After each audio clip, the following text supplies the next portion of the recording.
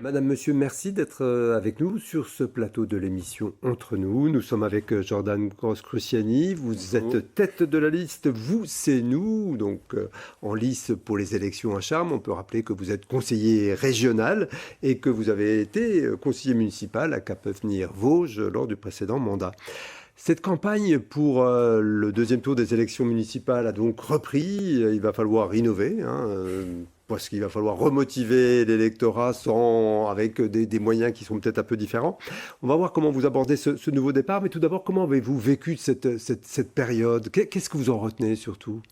C'est vrai que cette période de confinement, ça nous a permis aussi, pour moi, je pense, de revoir un peu les solidarités, de revoir notre façon de travailler à l'humain. On l'a vu avec les problématiques de la santé, par exemple. On va essayer d'en parler aussi dans notre programme municipal, parce que ça avait souvent été oublié, aux problématiques d'entraide entre les personnes, de solidarité intergénérationnelle. Je pense que c'est des sujets qui sont revenus au goût du jour et qu'il faut évidemment aborder, que ce soit au niveau municipal ou au niveau national. Alors après, chacun dans nos équipes a eu ces situations. Certains étaient confinés, certains continuent à travailler, étaient au contact direct du public, d'autres ont aidé. On a des gens chez nous qui ont participé à la rouverture des écoles au niveau municipal, d'autres qui ont fait de l'appel pour les personnes âgées. Moi-même, j'ai aussi travaillé un peu en télétravail. J'ai subi aussi familialement un décès avec le Covid, donc c'est vrai que ça nous touche particulièrement et je pense que ça doit aussi influencer les décisions qu'on pourra avoir à l'avenir en tant que politique. Alors justement, sur ce monde d'après, il suscite des craintes, mais aussi des espérances. Et ces espérances, vous en avez parlé, c'est justement comment on peut conforter ce vivre ensemble, comment on réorganise un peu tout ça pour que ces solidarités perdurent. C'est aussi comment on prend plus ou mieux en compte toute la problématique de l'environnement, du développement durable. Et c'est aussi un peu plus de démocratie participative. Comment on associe la population aux décisions. Vous l'avez dit, tout n'était pas présent dans votre programme du premier tour, mais est-ce que ces thèmes-là font partie justement de cette campagne Au premier tour, nous, on avait déjà énormément travaillé sur les sujets de l'environnement, du dialogue retrouvé et des solidarités. Là, on a rajouté pour le second tour un point, quelques lignes sur la santé, sur ce qu'on pourrait faire, ce qu'on pourrait anticiper, évidemment, mais on avait déjà travaillé sur tout ce qui était, vous l'avez dit, les nouvelles solidarités, la justice sociale qu'on peut avoir. Je répète, c'est pas forcément plus d'assistanat, mais c'est aussi permettre à tous de mieux vivre en ville ensemble, et notamment, je pense aussi à nos personnes âgées, parce que souvent, on a remarqué qu'il y a beaucoup de personnes qui étaient isolées pendant cette crise, et c'est aussi le rôle de l'élu d'aller directement à leur contact. Et au niveau du développement durable, c'est vrai que c'est un des thèmes qui revient de plus en plus, que ce soit au niveau national avec le réchauffement climatique et autres. Et je pense que les communes, c'est à partir du plus petit échelon qu'on doit montrer l'exemple. Et durant la campagne, on a évoqué, on a répondu à différents courriers, on a fait tout un programme détaillé, on peut le retrouver sur notre site dans les documents qu'on aura, on n'aura pas forcément le temps de le détailler ici, sur tout ce qu'on pouvait faire au niveau d'une commune, que ce soit les économies d'énergie, la gestion de la forêt, la protection de la biodiversité. Et je pense que c'est des sujets qu'il va vraiment falloir remettre au goût du jour et remettre en avant, peu importe la personne qui sera élue, et travailler avec tous, les associations, les entreprises, les citoyens. Et ça participe de ce que vous avez dit, justement, le dialogue retrouvé. Je pense que là-dessus, on avait quand même un programme qui était le plus innovant pour Charmes, à notre avis, avec la rediffusion, par exemple, en ligne, si vous pouvez le faire, avec l'ouverture des commissions municipales, faire des commissions extra-municipales, redonner plus de pouvoir à un conseil des jeunes qui avait été abandonné, à un conseil des anciens, faire travailler les deux ensemble pour dialoguer entre justement ce lien intergénérationnel. C'est des choses à faire toutes simples, mais qui permettent de retrouver du dialogue et de la concertation. Alors, cette crise sanitaire, je veux dire qu'elle va avoir de nombreuses répercussions, y compris au niveau économique. Alors, l'économie, c'est avant tout du ressort de la communauté d'agglomération, mais les commerces sont souvent un peu bichonnés par les communes. Qu'est-ce que la commune de Charmes pourrait faire pour ces commerçants? À ce niveau-là, moi j'avais déjà distribué une lettre en tant que conseiller régional avec toutes les aides possibles pour les commerçants. Et ensuite, nous, ce qu'on aurait bien voulu et ce qu'on espère qui pourrait être mis en œuvre, c'est par exemple, ne serait-ce que pour le marché ambulant qu'on voudrait refaire revivre, supprimer au moins sur cette année le droit de place, par exemple, supprimer aussi les droits pour les terrasses, pour relancer un peu les cafés, parce qu'il y a aussi quelques quelques problématiques de stationnement, on va dire, à Charmes. Il y a tout le travail qu'on veut faire de rénovation de centre-bourg, ça prendra du temps. C'est un gros travail, c'est pas uniquement sur l'instant.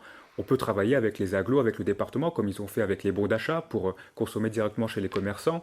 Je pense que c'est des sujets à évoquer, et notamment dans les années à venir, tout ce qui est l'animation aussi, parce qu'une ville qui revit, une ville qui est dynamique, une ville qui est rénovée en centre-ville, ça redonne envie aux gens de venir consommer. Et je pense qu'il faut participer, il faut travailler sur tous ces sujets-là, à court terme, mais aussi à long terme. C'est des sujets qui prennent pas forcément, ça ne se règle pas forcément en 2-3 mois, mais c'est vraiment une vision d'avenir qu'il faut avoir pour la commune. Alors, vous étiez conseiller municipal sortant, hein, de Cap Avenir Vosges. Vous avez été élu conseiller régional sur la liste du Front National avant de quitter ce parti. Qu'est-ce qui vous a motivé à vous présenter à Charmes? Tout simplement parce que j'avais acheté à Charmes. Et au départ, on était parti avec plusieurs personnes pour travailler ensemble sur l'éventualité de faire une liste. J'étais pas parti dans l'idée de me représenter en tête de liste, je vous avoue que voilà. Et on a décidé finalement collectivement que j'allais partir en tant que tête de liste, et on a réussi à rassembler des gens réellement sur un projet. Alors je sais qu'on a subi quelques attaques de la part de l'adversaire, mais après bon, c'est l'eau de toute campagne électorale. Et on a vraiment essayé de rassembler des gens sur un projet. Chacun est venu avec sa profession, son origine, ses opinions, hein, politiques ou autres, et on a réussi à travailler vraiment sur quelque chose de programmatique où on pouvait tous se retrouver pour faire de Charmes une ville dans les espérances qu'on avait, qui investit pour l'avenir, plus propre, plus sûre, plus tranquille, voilà, plus verte, parce que ça a des sujets plus solidaires. Voilà. On a développé beaucoup de programmes sur ces points-là. Comme je l'ai dit, on peut le retrouver dans les prochaines fois les documents, et on continue la campagne sur ces thèmes jusqu'au 28 juin. Alors vous étiez troisième, hein, au soir du 15 mars avec 21,57% des suffrages. Vous aviez évoqué une fusion possible mais qui ne s'est pas faite. Comment vous comptez rattraper un peu votre retard? Quelles sont vos ambitions pour ce deuxième tour? Nous, on avait dit dans tous les cas qu'on voudrait dialoguer avec tout le monde. On a décidé finalement de se maintenir parce qu'on considérait qu'aucune des deux listes n'apportait les solutions que nous espérions pour la ville.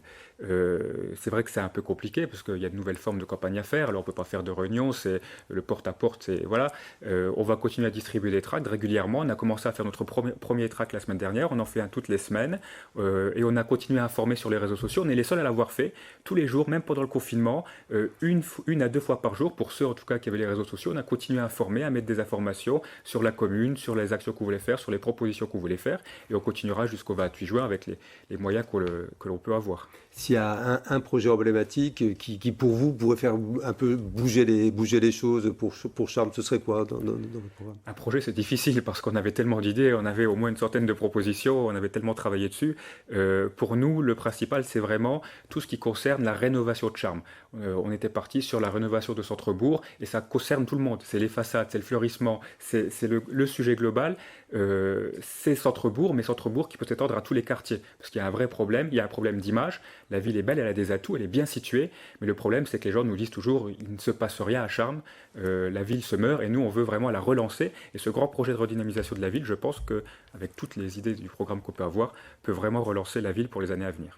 Relancer la ville pour les années à venir. Vous pensez que vous pouvez encore inverser la tendance? On n'est jamais à l'abri d'une surprise. C'est vrai que les élections, voilà, c'est vrai qu'on est arrivé en troisième position, mais les élections sont toujours très fluctuantes, surtout à Charmes. On l'a vu ces dernières années. Il y a quand même eu 20% des gens par rapport aux autres élections qui n'ont pas été votées. Il y a tout un réservoir d'abstentionnistes, donc à savoir qui va voter au second tour. Et nous, on va évidemment mobiliser notre électorat, les gens dont on a vu qui n'ont pas été votés par des procurations, par des appels au vote. Et on ne sait jamais, hein, advienne que pourra. Écoutez, on suivra ça le 28 juin prochain. Merci d'être passé sur ce plateau. Merci à vous. Merci à vous de nous avoir suivis.